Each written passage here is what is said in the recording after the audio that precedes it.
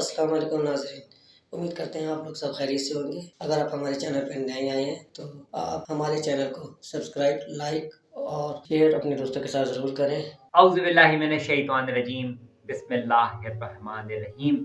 शहरु रमज़ान अल्लज़ी अनज़लना फ़ीहिल क़ुरआन हुदल लिन्नासि व बय्यिनातिन मिनल हुदा वल फ़ुरक़ान। मोमिनीन कराम,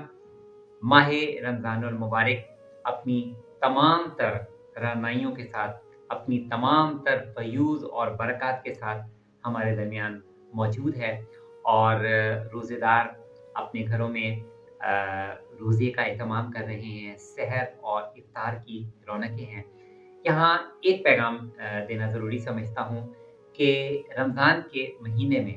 हमारे पास एक बेहतरीन मौका है कि हम बहुत सी हमारी इख़लाक़ी बुराइयाँ, समाजी बुराइयाँ और माशरती बुराइयाँ, जिन पर काबू पाना हमारे लिए अपनी साल भर की ज़िंदगी में निस्बतन हमारे लिए मुश्किल होता है। रमज़ान में हमारे पास एक बेहतर मौका है, एक बेहतर प्लेटफ़ॉर्म है कि हम अपनी ज़िंदगी की उन छोटी-बड़ी ख़ामियों पर, छोटी-बड़ी बुराइयों पर हम काबू पा सकें।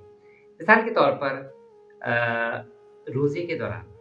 सबसे ज़्यादा जिस चीज़ पे हमें प्रैक्टिस करनी है, जिसकी हमें मशक़ करनी है, वो है हमारी एंगर मैनेजमेंट,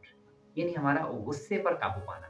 देखिए, ये बात तय है कि गुस्सा शैतान की सवारी है। जब भी कोई शख़्स गुस्से की कैफ़ियत में होता है, तो इसका मतलब है कि शैतान उसके सर पे सवार है।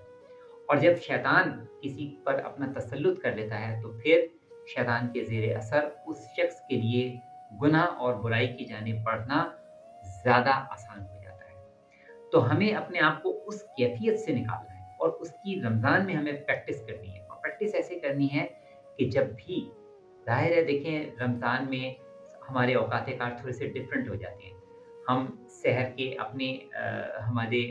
कमिटमेंट्स हैं, इफ्तार की हमारी कुछ अलग कमिटमेंट्स होती हैं और फिर उसके साथ-साथ हमारा वर्किंग शेड्यूल भी होता है। तो ये बात तस्लीम है कि हमारे पर एक प्रेशर होता है कि जिसमें शायद उस तरह से हमारी नींद भी पूरी नहीं हो पा रही होती और उसके साथ हमारे पास वर्कलोड भी होता है। फिर इसके अलावा ट्रैफ़िक का हंगाम, हर शख़्स को ये जल्दी होती है कि इफ्तार से पहले वो अपने घर पहुँच जाए। तो इस बुनियाद पर ट्रैफ़िक का लोड, ट्रैफ़िक का प्रेशर, ये तमाम मामलात भी अपनी जगह और इसके साथ-साथ हमारे जो माशी और माशरती मसाइल हैं, वो भी हमारे सामने हैं। तो इन सब को देखते हुए यकीनन हमारे ज़हन पर एक दबाव होता है, एक स्ट्रेस होता है और हम उसको गुस्से के ज़रिए रिलीज़ करने की कोशिश कर रहे होते हैं। रमज़ान में क्यों ना हम थोड़ी-सी एक प्रैक्टिस करें कि जब भी हम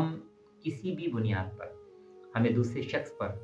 गुस्सा आने लगे, छोटी बात हो या कोई बड़ी बात हो, तो हम एक लम्हे के लिए ये सोचें कि हमें शैतान को अपने ऊपर सवार नहीं होने देना। हमें अपने रोज़े की क्वालिटी को ख़राब नहीं होने देना। यानी ये क्या बात हुई कि हम रोज़े की कैफ़ियत में भी हैं और आम ज़िंदगी से ज़्यादा ही गुस्सा हम रोज़े की हालत में कर रहे हैं। तो सोचिए, ये 2 बिल्कुल मुख्तलिफ़ और मुतज़ाद बातें हैं कि एक तरफ रोज़ा ख़ालिसतन खुदा के लिए और इसलिए है ताकि हम तक़वा इख्तियार करें। तक़वा इख्तियार करने के लिए ज़रूरी है कि हम शैतान और शैतान के वसवसों से बचें और शैतान ही के हमलों में से एक हमला है गुस्सा, जिसके ज़रिए वो किसी इंसान को गुस्से में मुब्तला करता है और उसके बाद उससे गुनाह और बुराइयाँ करवाता है। और फिर ये ही नहीं है, इंसानों के दरमियान आपस के जो ताल्लुकात हैं,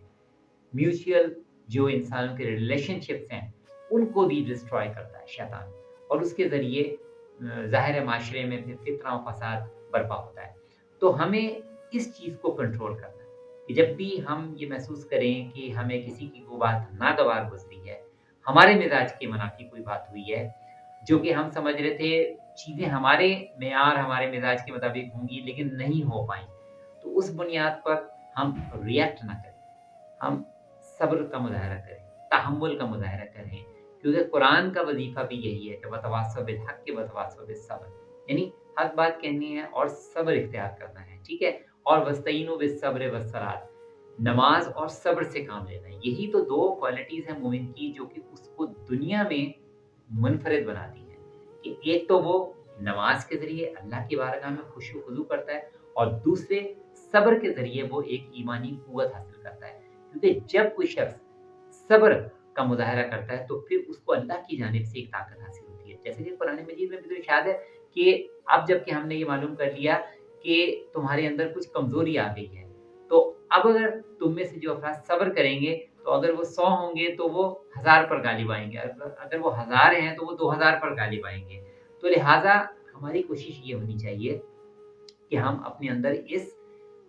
صبر کے وصف کو پیدا کریں، صبر کی کوالٹی کو پیدا کریں، کیونکہ اس کے ذریعے کیا ہوگا کہ ہمیں ایک ڈیوائن سپورٹ، اللہ کی جانب سے ہمیں ایک سپورٹ ملے گی، اور وہ سپورٹ جب ہمیں ملے گی تو ہم دیکھیں گے کہ ہمارے بہت سے مسائل جو ہمارے لیے بہت ڈیفیکلٹ یا بہت پیچیدہ، بہت کمپلیکس تھے، وہ ہمارے لیے بہت آسان ہو جائیں گے۔ چیزوں کو ہمارے لیے سارٹ آؤٹ کرنا، پھر اس کے بعد ان کو سالو کرنا بھی ایزی ہو جائے گا۔ غصے کی حالت میں کوئی بھی شخص نہ تو کوئی صحیح فیصلہ کر سکتا ہے، نہ تجزیہ کر سکتا ہے، اور نہ کوئی صحیح رائے عمل اختیار کر سکتا ہے۔ یہی وجہ ہے کہ ہمارے مولا کائنات حضرت علی بن طالب علیہ السلام نے ارشاد فرمایا کہ طیش اور عیش دونوں حالتوں میں فیصلہ نہ کرو، تمہارا وہ فیصلہ صحیح نہیں ہوگا۔ جب تم عیش کی حالت میں ہو یا تم طیش کی حالت میں ہو، غصے کی حالت میں ہو، تو غصے کی حالت میں آپ کسی صحیح رائے، نتیجے اور عمل پر، پراپر عمل پر نہیں پہنچ سکتے۔ تو ہمیں پریکٹس یہ کرنی ہے، ہر چھوٹے بڑے کو، گھر کے بڑے کو بھی اس میں ذمہ داری ہے کہ وہ بھی اپنے چھوٹوں کے سامنے ایک رول ماڈل پیش کرے رمضان کے درمیان، کہ اگر کسی بڑے کو کسی بات پہ غصہ آنے لگا ہے، وہ اپنے اوپر ایک check and balance system establish کرے،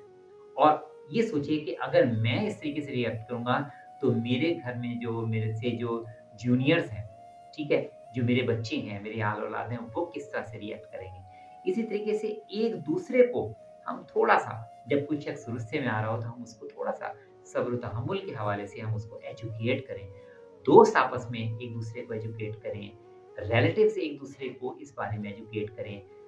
سحر اور افطار کے درمیان میں جب آپ لوگ اکٹھے ہوں، افطار میں ایک دوسرے کے گھر جائیں یا آپ کے گھر کوئی افطار میں آئے، تو اس چیز کو کوشش کریں، سارٹ آؤٹ کرنے کی کوشش کریں کہ ایک دوسرے کے ساتھ ڈائلاگ کریں، کوشش کریں کہ یہ جو ایلیمنٹ آف اینگر ہے اس کو اپنے آپ سے دور کرنے کی کوشش کریں۔ دنیا میں اینگر مینجمنٹ کی تھیوریز موجود ہیں، ماڈلز موجود ہیں،